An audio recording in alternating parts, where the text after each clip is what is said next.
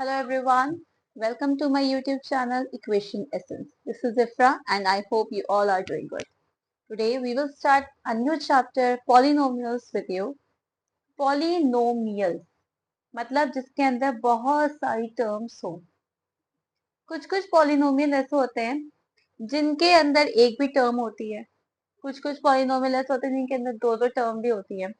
अब आपने देखा कि मैं बार बार टर्म का यूज कर रही हूँ. टर्म होती है one term, two term, three term. तो ये टर्म होती क्या है?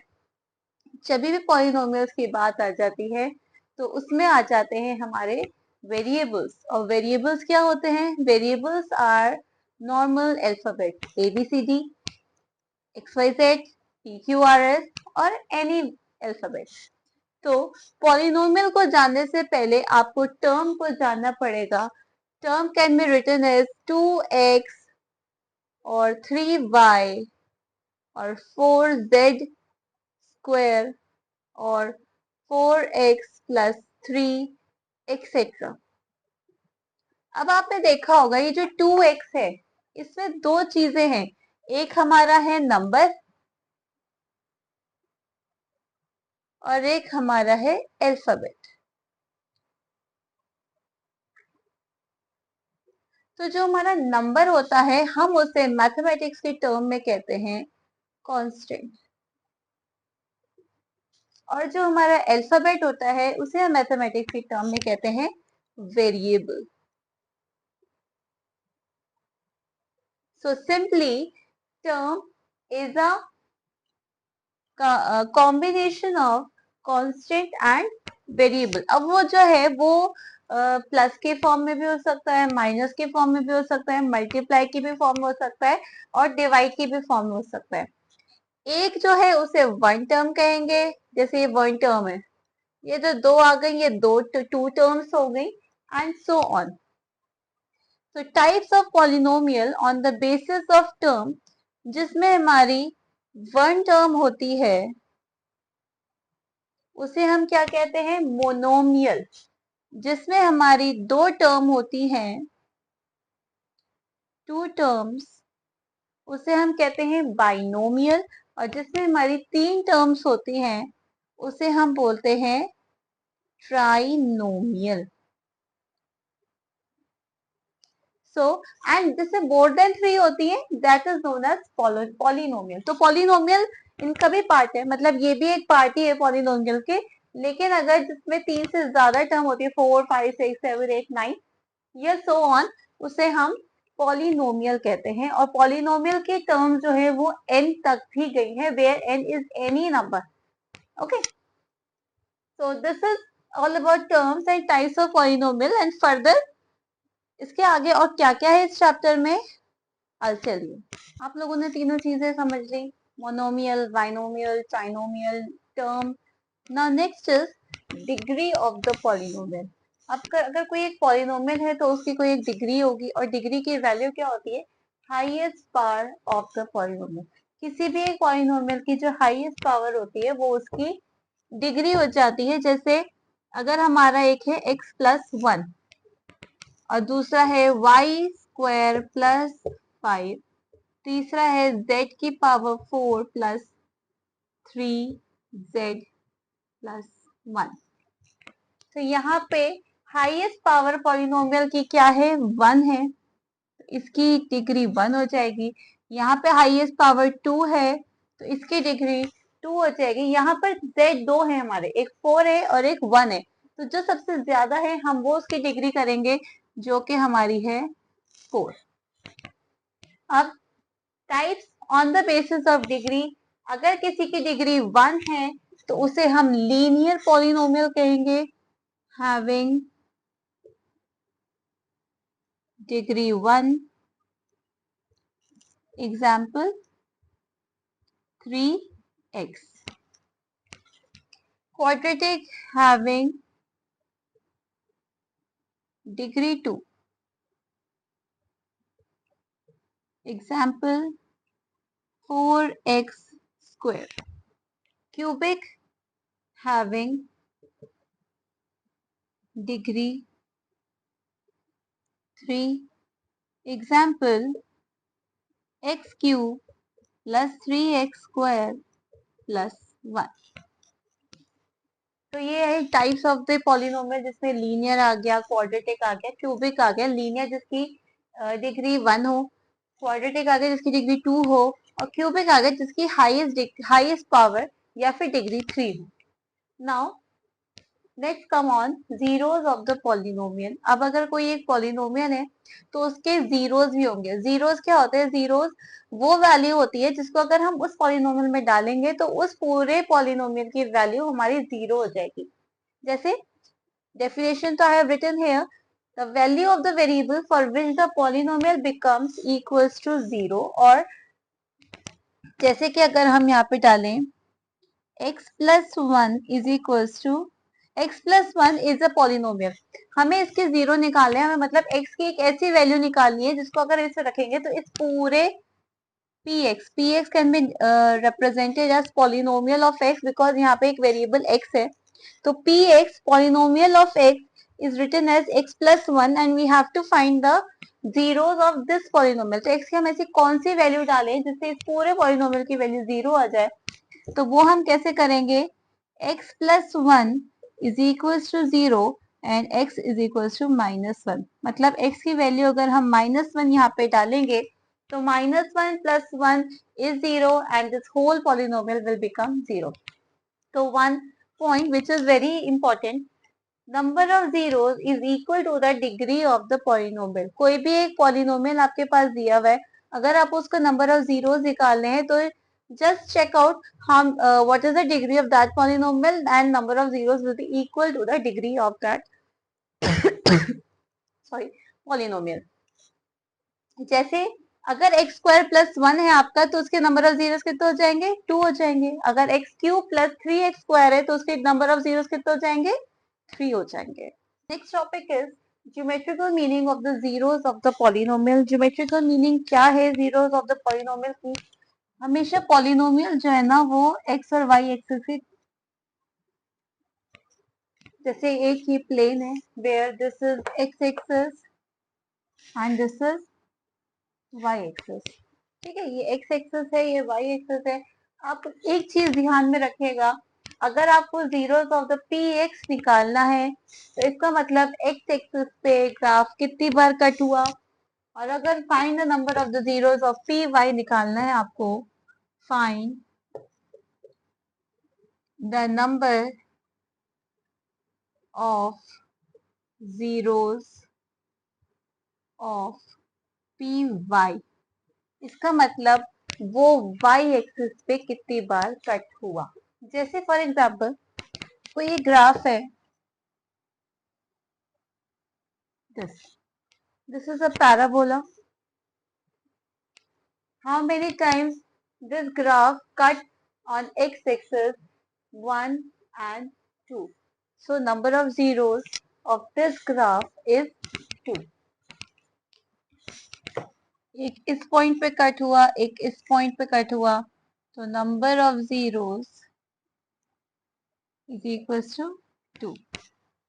कोई दूसरा ग्राफ है, मान लीजिए मैं ब्लू पेन से बना देती हूँ आपको ताकि आसानी हो जाए। ये है, इस ग्राफ में कितनी बार एक्स एक्सिस पे कट हुआ है? 1 2 3 4, सो नंबर ऑफ जीरोस कितने हो गए?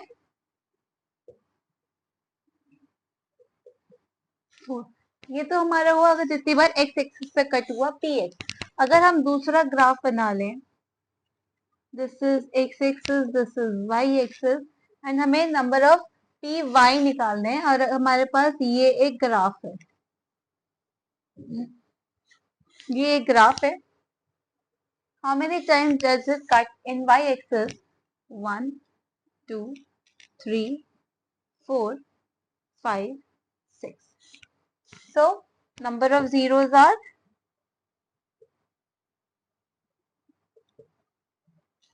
ये x ओरिजिन पे नहीं कट हो रहा, ये y एक्सिस पे कट हो रहा है। और अगर हम एक और, जैसे मैं ब्लू पेन से बना लूं सॉरी,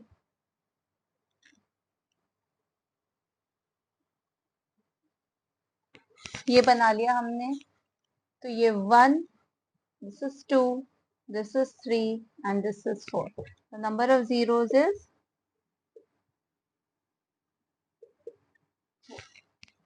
ये जो हमारी representation है, this is in exercise 2.1, which is this will be very helpful for you. तो आप इसको ध्यान से समझ लीजिए. Now move on to the next topic. Last topic of this introduction video is relationship between zeros and the coefficients of a polynomial. आपको zeros और coefficient के बीच में एक relationship बताना है जो already बता दिया है, लेकिन उससे पहले आपको कुछ चीजें मालूम होनी चाहिए. एक तो लीनियर पॉलिनोमियल की general form is ax plus b and quadratic polynomial की general form is ax square plus bx plus c, where coefficient a, b and c. a and b, a is a coefficient. coefficient मतलब variable के just पहले वाला number जो constant value होती है. x square का coefficient हमारा उससे पहले वाला कांस्टेंट a है, x का कोफिशिएंट हमारा b है और c जिसके आगे कोई भी वेरिएबल नहीं है वो हमारा है कांस्टेंट. मतलब हम लिख सकते हैं a is equals to coefficient of x square, b is equals to coefficient of x and c is constant. ये तीनों टर्म आपको अच्छे से मालूम होनी चाहिए अगर आपको रिलेशनशिप समझना है तो. ax plus b में a is equals to coefficient of x and b is constant. तो रिलेशनशिप क्या है? Sum of its zeros. हमने मान लिया कि let alpha and beta are two zeros of any polynomial, तो उन दोनों का सम क्या होगा? उन दोनों का सम होगा माइनस बी अपॉन ए. माइनस बी अपॉन ए. अगर हमें जैसे नॉर्मली क्वेश्चन दिया, हमें बोला सम ऑफ इट्स जीरो निकालो या प्रोडक्ट ऑफ इट्स जीरो निकालो, तो हमारे लिए वो आसानी हो जाएगी. अभी हम क्वेश्चन जब आगे करेंगे आपको सब समझ में आ जाएगा. मैं एक क्वेश्चन लूंगी जिसके आपको सब कुछ अच्छे से सामने आ जाएगा. जैसे product of A zero alpha into beta, इसकी वैल्यू c अपॉन ए है. ये दो हमें रिलेशनशिप बता दिए गए हैं. मैं एक क्वेश्चन लेती हूँ आपके सामने, उसे सॉल्व करती हूँ, उससे आपको सब चीजें समझ में आ जाएंगी. So let us take an example. x square plus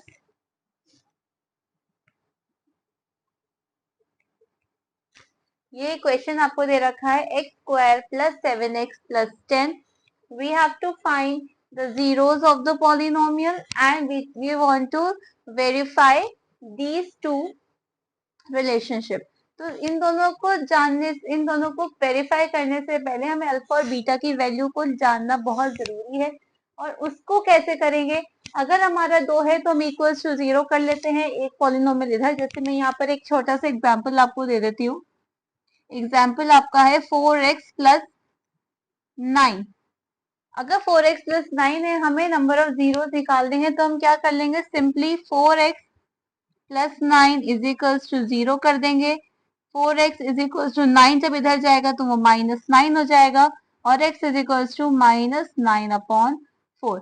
क्योंकि हमारा इसकी डिग्री 1 थी तो इसका एक ही जीरो आएगा और उस जीरो की वैल्यू हो जाएगी x is equals to minus 9 upon 4. क्योंकि ये लीनियर पॉलिनोमियल है तो ये बहुत आसान है सॉल्व करना. असल में प्रॉब्लम आ जाती है जब भी कोई एक पॉलिनोमियल क्वाड्रेटिक या क्यूबिक आ जाए. तो अभी हम क्वाड्रेटिक कर लेते हैं. क्योंकि x square plus 7x plus 10 है तो हमें सबसे पहले बीच वाली वैल्यू देखनी होती है जिसमें एक वेरिएबल और एक कांस्टेंट वैल्यू हो एंड वेरिएबल की वैल्यू डिग्री जो है वो 1. 7x हम लेंगे. 7x, एक एक चीज बहुत इंपॉर्टेंट है, स्टेप बाय स्टेप करेंगे. इस वाले सॉल्व करने के तरीके को हम कहते हैं स्प्लिटिंग द मिडिल टर्म. जो हमारे मिडिल में टर्म है उसको स्प्लिट कर दो, मतलब तोड़ दो. किस तरीके से तोड़ो? कि मल्टीप्लाई अगर हम करें तो उसकी वैल्यू हमारे यहाँ पे 1 है, यहाँ पे 10 है, a और c के बराबर आ जाए. और जब हम उसे प्लस या माइनस करें तो उसकी वैल्यू हमारे बीच वाले b की बात आ जाए. इसको अगर हम कंपेयर कर ले तो ये हो जाएगा हमारा ax² plus bx plus c। तो आप लोग एक चीज अपने दिमाग में डाल लीजिए, प्लस माइनस करने पर b की वैल्यू आए और मल्टीप्लाई करने पर a c की वैल्यू आए। 7 को हम 2 और 5 में तोड़ सकते हैं। 2 प्लस 5 अगर हम करेंगे तो हमारा 7 आ जाएगा, और 2 इंटू 5 करेंगे तो हमारा क्या आ जाएगा, 10 आ जाएगा। तो x² plus 2x plus 5x plus 10, इस वाली टर्म को हमने ऐसे खोल दिया, तोड़ दिया, दो दो पार्ट्स में टूट गया है। इन दो पार्ट्स में कॉमन लो, इन दो पार्ट्स में कॉमन लो। x² प्लस 2x में हम क्या कॉमन लेंगे, x कॉमन लेंगे। x कॉमन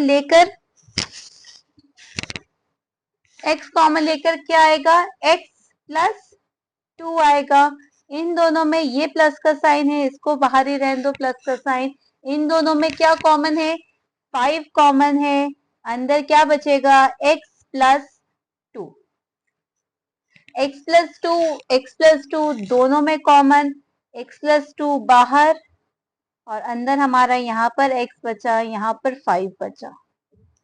तो ये वाले टर्म को हमने फैक्टर कैसे बना दिए, x प्लस 2 बना दिया, x प्लस 5 बना दिया, इज इक्वल्स टू 0 कर दिया। इसका मतलब या तो ये इक्वल्स टू 0 होगा या ये इक्वल्स टू 0 होगा। तो या तो x plus 2 is equals to 0 होगा और x plus 5 is equals to 0 होगा। इससे हमारी x की वैल्यू -2 आ गई और x की वैल्यू -5 आ गई। दो जीरोस हमारे पास कौन कौन से आ गए, -2 और -5। अगर हमें वेरीफाई करना है तो सम ऑफ इट 0, मतलब अल्फा प्लस बीटा। यहाँ पर हम वेरिफिकेशन अगर करें, वेरिफिकेशन अगर हम करें तो सम is equal, some is alpha plus beta. Alpha plus beta, alpha की वैल्यू क्या आई, -2 आई, बीटा की वैल्यू क्या आई, -5 आई। तो -2 -5 इज इक्वल्स टू -7, एंड वो होती किसके बराबर है, -b/a। यहाँ पर -b/a करें अगर हम, -b/a -7/1।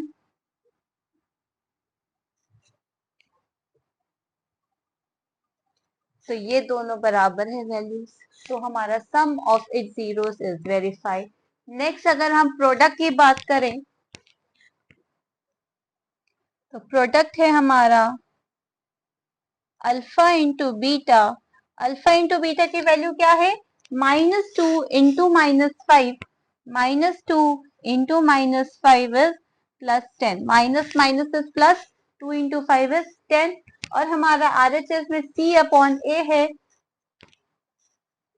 C/A, C की वैल्यू क्या है, 10 है, A की वैल्यू क्या है, 1 है।